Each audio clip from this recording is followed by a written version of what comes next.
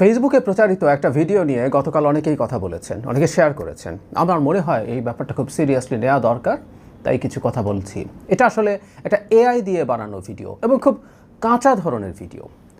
আমি এই ভিডিওটা যখন রেকর্ড করছি তখন একদিনের বেশি, মানে 24 ঘন্টার কিছু বেশি সময় গেছে।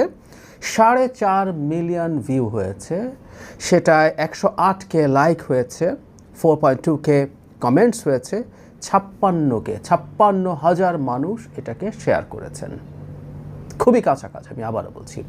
আমি কৌতূহল নিয়ে মন্তব্য পড়তে গেলাম। আমার উদ্দেশ্য ছিল এটা দেখা যে মানুষ কি ধরতে পারছে বা কতজন এটাকে ইগনোর করছেন, বাজে বলছেন, এটা ফেক বলছেন, এটা এআই বলছেন। মজার ব্যাপার হচ্ছে খুব অল্প মানুষ সে কথা বলছেন, মেজরিটি মানুষ আসলে এটা নিয়ে বিএনপির মুণ্ডুপাত করছে। আমরা সামনের নির্বাচনে কী ধরনের সংকট ফেস করতে যাচ্ছি আমি আসলে নিশ্চিত নই এই সরকার বা নির্বাচন কমিশন কতটা প্রস্তুত আছে তার জন্য। এই যে চ্যানেলটা আছে বা ফেসবুক পেজটা আছে, এখানেই বিএনপির মনোনয়ন পায়নি বলে ছাদ থেকে লাফিয়ে পড়েছেন একজন নারী, সেরকম কথা বলা ভিডিওর ভিউ হয়ে গেছে 1.5 মিলিয়নের মতো কয়েক ঘন্টার মধ্যে। চিটাগংয়ে যে হত্যাকাণ্ড হয়েছে, হত্যাকাণ্ড তো হয়নি, হত্যাকাণ্ড একজনকে হয়েছে, কিন্তু এমপি আহত হয়েছেন, সেটাকে বলা হচ্ছে মনোনয়ন না পেয়ে এই ঘটনা ঘটিয়েছে। এটা 2 মিলিয়নের মতো ভিউ হয়ে গেছে এই 15-20 ঘন্টায়। তার মানে আমরা আসলে কি হচ্ছে বুঝতে পারছি কি? আমাদের দেশের মানুষের ডিজিটাল লিটারেসি, বিশেষ করে সাধারণ মানুষের এমন পর্যায়ে যে তারা এগুলো গ্রহণ করবেন। খুবই অ্যালার্মিং একটা সাইন। এটা শুধু নির্বাচন বলে না, ভবিষ্যতে কোনো ধরনের কেওস বাঁধিয়ে দেওয়ার জন্য এগুলো খুব দুর্দান্তভাবে ব্যবহার করা যেতে পারে। খুব ছোট ক্লিপ, 15, 16, 20 সেকেন্ড। যদিও একটা ইন্টারেস্টিং স্টাডি আছে, সেটা হলো এই ধরনের ফেক ভিডিওর জন্য 8 সেকেন্ড হচ্ছে 8 সেকেন্ড হচ্ছে সবচেয়ে ভালো পথ। এর মধ্যে মানুষ আসলে বাস্তব, মানে এটা ফেক বা জেনুইন ধরতে দেরি হয়ে যায়। আবারও বলছি, এটা এত বাজে, এটা ভালো ভিডিওর ক্ষেত্রে। ভালো ভিডিও খুব মনোযোগ দিয়ে দেখলে মানুষ ধরে ফেলতে পারার কথা। এগুলো সবই বারবার বলছি ওয়েস্টের ব্যাপার। এটা এত কাঁচা যে এটা আমরা এভাবে কানেক্ট করছে। এটা কেন কানেক্ট করছে সেই জায়গায় আসবো, কিন্তু নির্বাচন কমিশন আসলে কী করছে? আমরা আসলে এমন একটা সময় চলে এসেছি, আমার একটা বইয়ের কথা মনে পড়ছে, the age of surveillance capitalism, Shoshana জুবফের একটা বই। ওনার এটা না পড়লে ওনার লেকচার পাওয়া যায় ইউটিউবে, আমি আশা করি আগ্রহীরা এটা শুনে নেবেন। খুবই চমৎকার ইনসাইটস আছে।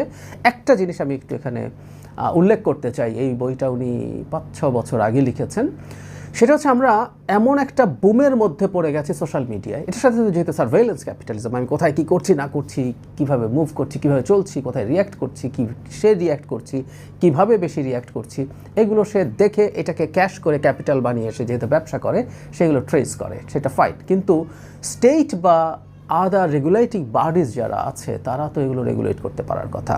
সমস্যা হচ্ছে আমরা যথেষ্ট পরিমাণ রেগুলেটরি বডি, লজ এগুলো তৈরি হওয়ার আগেই সোশ্যাল মিডিয়ার এরকম বুম হয়ে গেছে। ফলে এগুলো নিয়ে আমরা কি করব আমরা ঠিক কুলিয়ে উঠতে পারছি না। আমাদের এগুলো যত স্লোলি তৈরি হয়, এটার ডেভেলপমেন্ট তার চাইতে অনেক বেশি ফাস্টার হয়ে যায়। এখন এআইকে আমরা যদি যোগ করি তাহলে ব্যাপারটা কেমন দাঁড়ায়? এটা একটা বিভৎস ব্যাপার হয়ে দাঁড়াচ্ছে। আমরা খেয়াল করি নির্বাচনকে সামনে রেখে যে কোনো কিছু হতে পারে। যে কোনো একজন ক্যান্ডিডেটকে টার্গেট করে এই ধরনের এআই ভিডিও বানিয়ে তার চরিত্র হনন করা হতে পারে।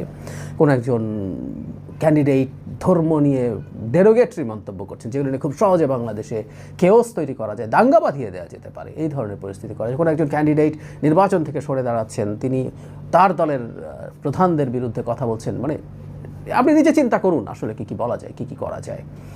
এই হচ্ছে পরিস্থিতি এবং এই দেশের মানুষ এগুলো বিশ্বাস করে, অনেক মানুষ বিশ্বাস করে। এগুলো ভোটের রাজনীতিতে সেটা কাজ করবে, অনেক ক্ষেত্রে বয়ানে কাজ করবে না সেই মেজরিটি। কারণ হলো যারা বয়ান তৈরি করেন তারা এগুলো হয়তো অনেকেই ধরতে পারবেন, কিন্তু সমস্যা হচ্ছে ভোটের রাজনীতিতে সবারই ভোট আছে, সবারই একটা করে ভোট আছে। আমরা বর্তমান ডিজিটাল যুগে ইকো চেম্বারে বাস করি। মানে আমি আমার পছন্দের মতো সত্য, পোস্ট ট্রুথ ওয়ার্ল্ড বলে, আমরা আমাদের পছন্দের মতো সত্য খুঁজে বেড়াই, যেটা শুনতে আমার ভালো লাগে। সত্য কঠিন হোক, কঠিনের ভালোবাসিলাম না, সেই রকম না। এখন সত্য কঠিন না, সত্য কমফোর্টেবল সত্য পাওয়া যায়। আমি যেমন সত্য শুনতে পছন্দ করি, সেই রকম জায়গা আছে, সেই রকম ইকো চেম্বার আছে, চ্যানেল আছে, ফেসবুক পেজ আছে, তারা আমাকে সেই রকম কথা শোনায়। সেই রকম কথা শোনে। আওয়ামী লীগের পেজে গেলে দেখা যাবে বাংলাদেশে বহু কিছু ঘটে যাচ্ছে। আওয়ামী লীগ বিরাট সব মিছিল করছে, সরকার পতন ঘটিয়ে দিচ্ছে, সেনাবাহিনীর মধ্যে বিরাট দ্বন্দ্ব, ডক্টর ইউনূসের আর বেশি দিন বাকি নাই, শেখ হাসিনা যে কোনো দিন ফিরে আসছে, লোকজন ওটা গিয়ে দেখতে পারে। আবার একইভাবে বাংলাদেশে যারা 5 বছর ক্ষমতা রাখতে চায়, ইউনূস সরকারকে রাখতে চায়, সেনাপ্রধানকে ফেলে দিতে চায়, সকাল বিকাল সেনাপ্রধান পড়ে যাচ্ছেন টাইপের আলাপ পাওয়া যায়। সো মানুষ ওগুলোতে গিয়ে কানেক্ট করতে থাকে। ফলে নির্বাচনেও এই ঘটনাগুলো ঘটবে। যারা তার পছন্দের বা অপছন্দের প্রার্থী আছে তাদের প্রতি এই ধরনের কাজ যে কোনো দল যে কোনো দিক থেকে হবার সম্ভাবনা আছে। আমি বারবার বলছি যে আমাদের প্রস্তুতি কতটুকু আছে, এই সরকার বেসিক আইন শৃঙ্খলা রক্ষা করতে কতটুকু পারবে সেটা নিয়েই প্রশ্ন আছে। এখানে তাদের প্রস্তুতি কি, কতটা, আমি আসলে একেবারেই জানি না। আমি সিরিয়াসলি ধারণা করছি সামনের নির্বাচনে এটাই সম্ভবত সবচেয়ে বড় চ্যালেঞ্জ হতে যাচ্ছে। AI video, deep fake video, এবং তখন আরও বেটার প্রযুক্তি। আমি মনে করি অন্তত 2-1টা দল আছে যারা এসব করে সবসময়, নানা রকম ফেক জিনিসপত্র ছড়ায়, ফেক ফটো কার্ড ছড়ায়। তারা এই ধরনের কাজ করার প্রবণতা তৈরি হবে। নির্বাচন কমিশন কী করবে আই রিয়ালি ডোন্ট নো। দলগুলো এই ব্যাপারগুলো নিয়ে সিরিয়াসলি ভাবা দরকার, কারণ এবার একেবারেই ভিন্ন মাত্রার ভিন্ন ধরনের একটা নির্বাচন হতে যাচ্ছে। এই সতর্কতাটা এখন থেকে রাখতে হবে এবং এটা নিয়ে পদক্ষেপ নিতে হবে। সরকারকেও কী কী পদক্ষেপ সরকার নিচ্ছে সেটা শুধু নেওয়া না, ভিজিবল করতে হবে। অন্তত একটা কাজ একটু করতে হবে, সেটা হলো এই ধরনের ফেক ভিডিও, ফটো কার্ডের সোর্স খুঁজে বের করে কিছু শাস্তি নিশ্চিত করতে হবে। এগুলো যে শাস্তিযোগ্য অপরাধ শুধু না, শাস্তিযোগ্য অপরাধ, এরকম কিছু শাস্তি নিশ্চিত করার মাধ্যমে এই প্রবণতাকে কিছুটা হলেও চেকের মধ্যে আনার চেষ্টা করা অন্তত আমরা এখনই দেখতে চাই। সময় খুব বেশি বাকি নেই।